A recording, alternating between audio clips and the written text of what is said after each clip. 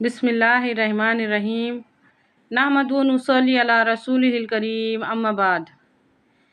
اسلام جب دنیا میں آیا تھا اجنبی کی حیثیت سے آیا تھا۔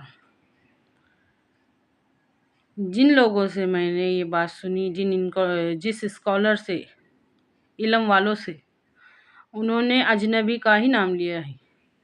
اسلام جب دنیا میں آیا تھا تو وہ اجنبی کی حیثیت سے آیا تھا۔ اجنبی کس کو بولتے؟ جس کو کوئی بھی جانتا نہیں، پہچانتا نہیں۔ مثال کے طور پہ 100-200 لوگوں کا گروپ ہے، لیکن کوئی بھی نہیں پہچان رہا کون یہ اجنبی ہے۔ اجنبی کی حیثیت سے اسلام آیا تھا،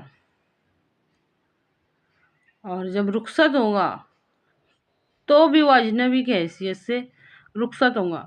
سوچ کے دیکھو کتنے افسوس کی بات ہے۔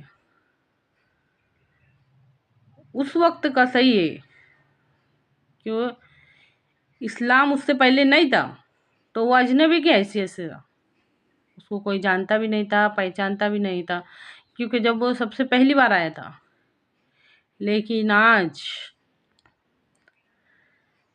مثال کے طور پہ کہ ہم کسی محلے میں رہتے، گاؤں میں، شہر میں، کوئی 25 سال رہ رہا، کوئی 30 سال رہ رہا، 10 سال رہ رہا، اور کوئی بھی اس کو جانتا بھی نہیں، پہچانتا بھی نہیں، ہو سکتا ہے ایسا؟ میں نے گاؤں شہر کی بات کری، یہ تو اسلام ہمارے ساتھ، ہمارے نام کے ساتھ۔ مسلمان کس کو بولتے؟ اسلام والے کچھ مسلمان بولتے۔ اسلام والا کون؟ مسلمان۔ اتنا جڑا ہے نام، اللہ کے واسطے نام میں تو غور کرو۔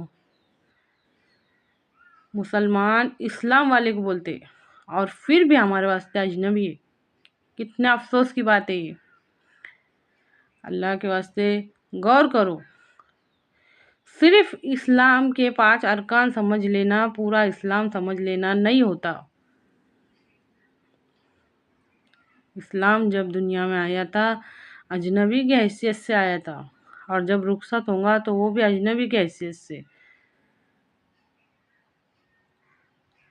ہم یہ دعا کرتے نا، رضیت باللہ ربا و بالاسلام دینا و بمحمد صلی اللہ علیہ وسلم نبیہ۔ پڑھتے رہیے، میں اللہ کے رب ہونے پر، اسلام کے دین ہونے پر، اور محمد صلی اللہ علیہ وسلم کے نبی ہونے پر راضی ہوں، خوش ہوں۔ اچھی طرح سے سمجھیے اس بات کو۔ ہمارے ساتھ رہ کے بھی ہم کو اسلام کی سمجھ نہیں ہے، ہمارے ساتھ ہو کے بھی اگر سمجھ ہوتی نا تو ہمارے عمل میں بہت فرق رہا ہوتا۔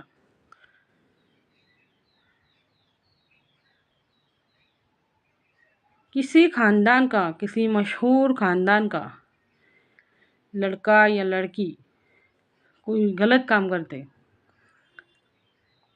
تو ان کے بڑے ان سے خفا ہو جاتے نا،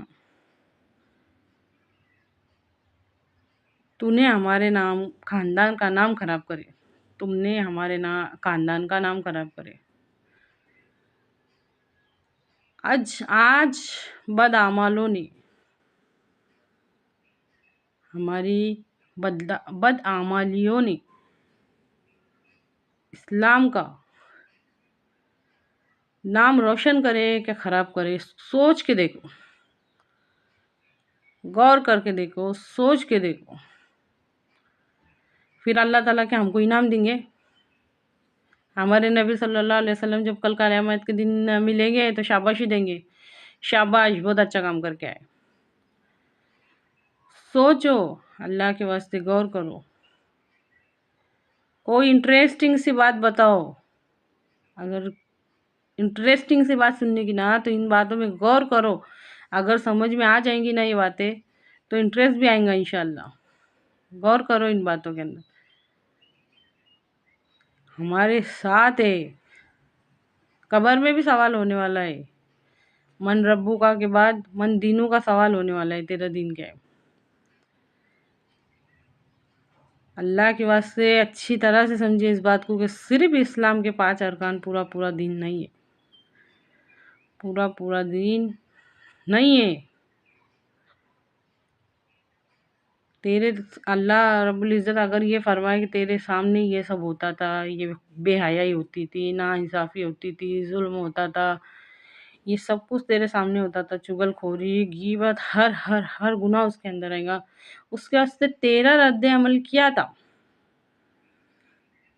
اس وقت ہمارا جواب کیا رہے گا؟ یہ سب باتوں کو ہم اسلام سے سمجھتے ہی نہیں تھے، ہمارا تعلق سمجھتے نہیں تھے کہ یہ بھی کوئی ہمارا کام ہی کرے۔ مسلمان ہونا ایک ذمہ ہے، آئی ایم مسلم، اس میں کیا بتایا گیا کہ مسلمان ہونا ایک ذمہ ہے؟ تو یہ ذمہ داری سے ہم نے اپنے آپ کو ایسے بری کر لیے، جیسے نہیں کیا بولتے ہو، دودھ میں سے مکھی کی طرح ایسا الگ کر ڈالے اس کو۔ یہ ہمارا کام نہیں ہے۔ سوچو، غور کرو اس بات میں۔ اس اجنبی کے بارے میں ہمارے سے سوال پوچھا جائیں گا نا، جب دنیا میں آیا تھا اجنبی کی حیثیت سے آیا تھا، پھر ہمارے نبی صلی اللہ علیہ وسلم نے اس کی پہچان کرائے، یہ مکمل زندگی گزارنے کا طریقہ ہے، نظام ہے، قانون ہے، پھر آج وہ اور اجنبی ہو گیا۔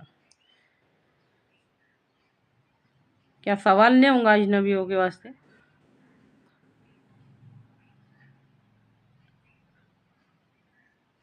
اللہ سے ڈرو، ان سب باتوں میں غور کرو۔ اللہ کہنے اور سننے سے زیادہ عمل کی توفیق دے، آمین۔